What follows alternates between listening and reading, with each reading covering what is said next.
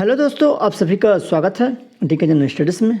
दोस्तों, आप सभी के लिए छत्तीसगढ़ चपरासी भर्ती के लिए यहाँ पर मैं छत्तीसगढ़ी भाषा का क्लास लेकर आया हूँ, जो कि चौथे नंबर का क्लास है। इससे पहले मैंने 3 क्लास छत्तीसगढ़ी भाषा का करवा चुका हूँ। अगर आपने नहीं देखे होंगे तो नीचे आपको डिस्क्रिप्शन में लिंक मिल जाएगा, या प्यून को अलग से मैंने प्लेलिस्ट बना दिया है, आप वहाँ से जाकर देख सकते हैं। तो चलिए आगे बढ़ते हैं। दोस्तों, जो भी प्यून की तैयारी कर रहे हैं या व्यापम के अन्य एग्ज़ामों की तैयारी कर रहे हैं, वो चैनल को सब्सक्राइब जरूर कर लें। साथ ही साथ बेल घंटी के ऑल बटन को भी प्रेस कर लें, ताकि जब भी मैं कोई नई वीडियो अपलोड करूं उसका नोटिफिकेशन आप तक अवश्य पहुंचे। इस चैनल में आपको निःशुल्क तैयारी करवाई जाती है सभी एग्ज़ामों की, तो आप चैनल को ज़रूर से सब्सक्राइब कर लें। और साथ ही साथ टेलीग्राम ग्रुप का लिंक नीचे देगा, उसको भी ज़रूर से ज्वाइन करें, या टेलीग्राम में सीधे जाकर आप डीके जनरल स्टडी सर्च करेंगे, आपको मिल जाएगा, आप वहाँ से ग्रुप ज्वाइन हो सकते हैं। तो आइए देखते हैं। यहाँ पर छत्तीसगढ़ी भाषा का यह चौथा क्लास है और सभी सिलेक्टेड प्रश्न लेकर आए हैं, जो कि आपके प्यून में यहाँ पर आने की संभावना है। 100% यहाँ से प्रश्न फंसेंगे और आपको यहाँ पर मज़ा भी आएगा, क्योंकि छत्तीसगढ़ी भाषा का यह प्रश्न है। गाँव वाले जितने भी छात्र हैं, अभ्यर्थी हैं, उनको समझ में आसानी से आ जाएगा, लेकिन जो शहरी क्षेत्र वाले हैं उनके लिए थोड़ा सा दिक्कत होगा। पर क्वेश्चन बहुत ही बेहतरीन है और आपको भी यहाँ पर मज़ा आएगा। तो आइए देखते हैं। सबसे पहला जो प्रश्न है, छत्तीसगढ़ी भाषा में किस भाषा और संस्कृति का प्रभाव दिखता है, या इसमें है तो उड़िया है, गुजराती है, छत्तीसगढ़ी या तेलुगु। तो इसका करेक्ट आंसर यहाँ पर ए हो जाएगा। उड़िया भाषा का इसमें जो छत्तीसगढ़ी भाषा है उसमें प्रभाव दिखता है आपका भाषा का और संस्कृति दोनों का। नेक्स्ट क्वेश्चन है दोस्तों, कंटिन्यू में आप सभी के लिए यहाँ पर क्लास लेकर आया हूँ। अभी मैंने कुछ समय पहले ही यहाँ मैथ्स का पहला क्लास अपलोड किया हूँ, जो कि बेसिक है, आप जाकर जरूर देख सकते हैं। काफ़ी महत्वपूर्ण प्रश्न है उसमें भी। तो दूसरा प्रश्न है, छत्तीसगढ़ी में बाघ का स्त्रीलिंग क्या होगा। बाघ मतलब शेर होता है, जो बाघ होता है, तो बाघ का स्त्रीलिंग क्या होगा। तो बघवा है, बघनिन है, बाघिन या बाघी। तो छत्तीसगढ़ी में बघनिन कहा जाता है, जो बाघ का स्त्रीलिंग क्या हो जाएगा, बघनिन। अगला प्रश्न है तीसरे नंबर का क्वेश्चन। दोस्तों, प्यून भर्ती में 15 से 20 प्रश्न यहाँ पर छत्तीसगढ़ी से पूछे जाएंगे, तो इसी हिसाब से आप तैयारी करिए और इसी हिसाब से मैं यहाँ पर तैयारी भी करवा रहा हूँ। तीसरा प्रश्न है, रोमांचित होने के लिए छत्तीसगढ़ी शब्द है, तो गुर्राना, गुरमेटना, गुरगुराना या गुंगवाना। तो इसका सही आंसर यहाँ पर सी हो जाएगा। गुरगुराना जो रोमांचित होने के लिए जो शब्द है छत्तीसगढ़ी में, उसको गुरगुराना कहते हैं। नेक्स्ट क्वेश्चन है चौथा नंबर, अंगरा बरसना मुहावरे का अर्थ क्या होगा। तो अब्बड़ गुस्सा करना, अब्बड़ बरसा होना, अब्बड़ घाम करना या आगे के बरसा होना।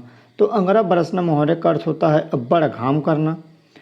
गर्मी के दिनों में अब्बड़ घाम करते, उसको हम लोग अंगरा बरसना हिंदी में बोलते हैं।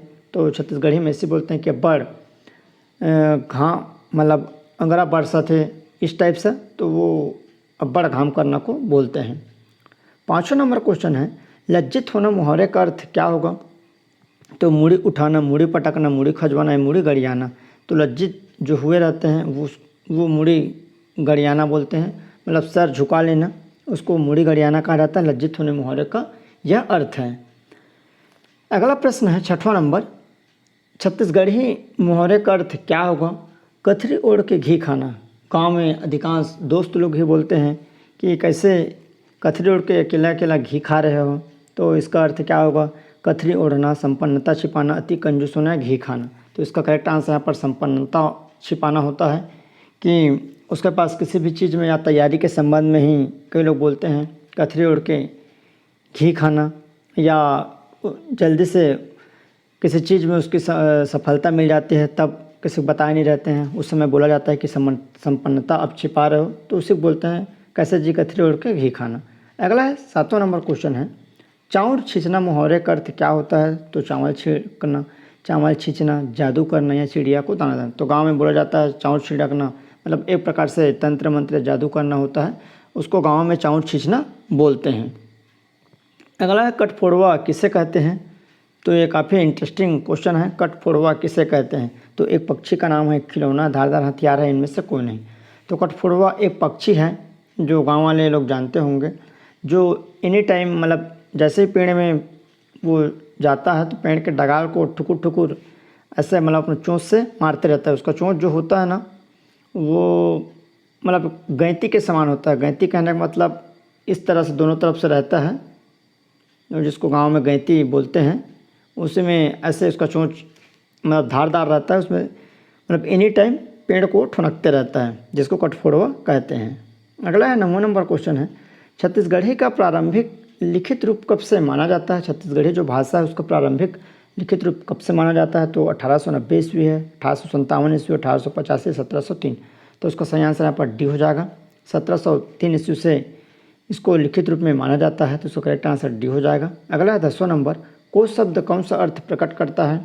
जो कोश छत्तीसगढ़ी में बोलते हैं कि कितना कोश है, इतना कोश है, इस तरह। तो कोसे का कपड़ा को, कांस का बर्तन को, दूरी की माप या इनमें से कोई नहीं। तो दूरी की माप को कहते हैं कोस शब्द। जैसे जैसे मान के चलते हैं कि 1 कोस होगा यहाँ से वहाँ की दूरी, गांव में आज भी लोग बोलते हैं, जो पुराने बुजुर्ग लोग हैं, कि 2 कोस होगा उसका गांव या 2 कोस हो ही उकर गांव। तो 1 कोस लगभग 3 किलोमीटर के आसपास को बोलते हैं। तो 1 कोस का मतलब क्या होता है? लगभग 3 किलोमीटर के आसपास, मतलब दूरी की माप को यहाँ पर कोस शब्द से प्रकट किया जाता है।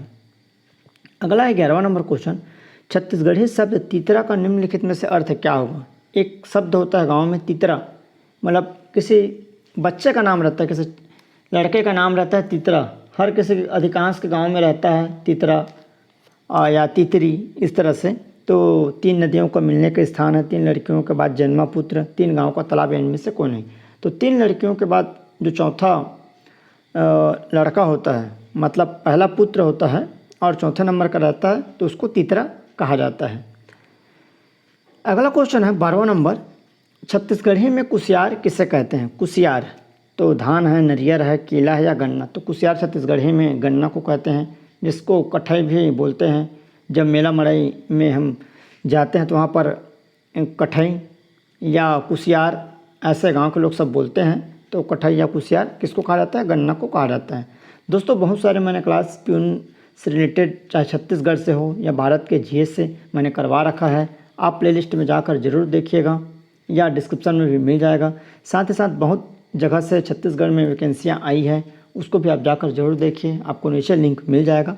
अगला प्रश्न है 13वां नंबर, सबसे बड़े मेंढक को छत्तीसगढ़ी में क्या कहते हैं? यह क्वेश्चन काफ़ी इंटरेस्टिंग है और बरसात के दिनों में यह निकलता है, सबसे बड़े मेंढक। तो इसको भिंदोल, मेचका, बेंगचा, पंगबा।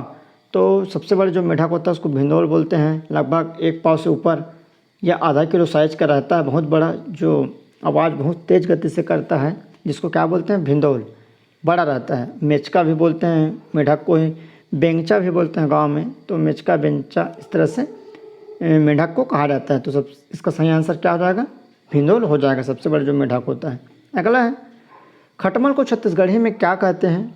तो ढेंकी है, जाता है, देना या ढेकना? तो छत्तीसगढ़ी में खटमल जो होता है उसको ढेकना कहते हैं, जो कि गांव में जो खटिया होता है उसके नेवार में जो पैरा का नेवार होता था, जो पैरा जिसको बोलते हैं, या जो खुरा रहता है, ऐसे पाटी, खुरा पाटी इस तरह से बोलते हैं, उसमें खटमल पाया जाता है, जिसको ढेकना कहा जाता है, छोटा रहता है। अगला क्वेश्चन है 15वां नंबर, निम्न में से कौन सा दिशा का नाम नहीं है? इनमें से आपको बतानी है कि एक दिशा का नाम नहीं है, बाकी सभी दिशा है। तो उक्ति है, कमारी है, बुड़ती है या भंडार? तो इसका सही आंसर बी हो जाएगा। कमारी दिशा नहीं है, बाकी ये चारों क्या है? दिशा। उक्ति मतलब पूर्व को बोलते हैं, ठीक है, और बुड़ती मतलब पश्चिम, ठीक है, उक्ति बुड़ती पश्चिम हो गए। उसके बाद भंडार हो गए, उत्तर को बोलते हैं, भंडार दिशा। और जो दक्षिण होता है, दक्षिण को रक्षेल, इस तरह से कहा जाता है।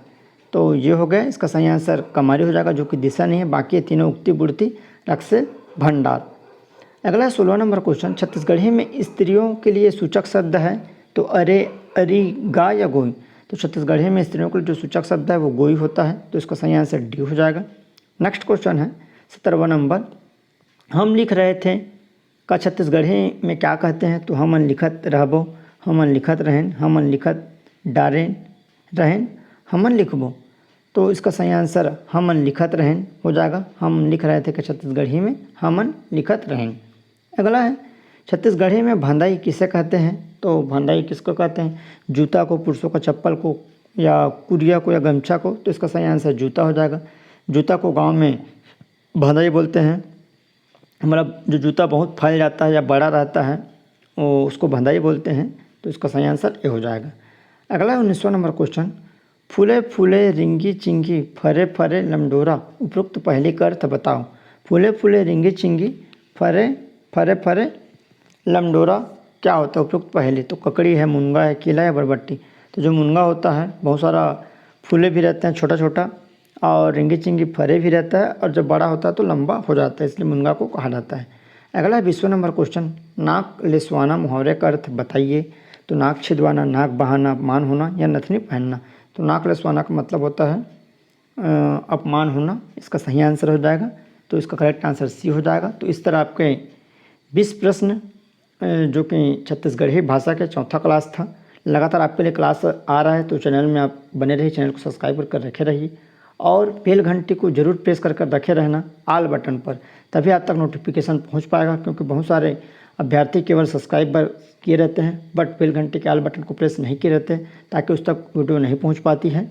और लाइक ज़रूर करें, साथ ही साथ अपने दोस्तों के साथ शेयर भी करें, और वीडियो अच्छा लगे तो नीचे थैंक्स बटन है, उस पर सपोर्ट कर सकते हैं। तो चलिए दोस्तों, धन्यवाद।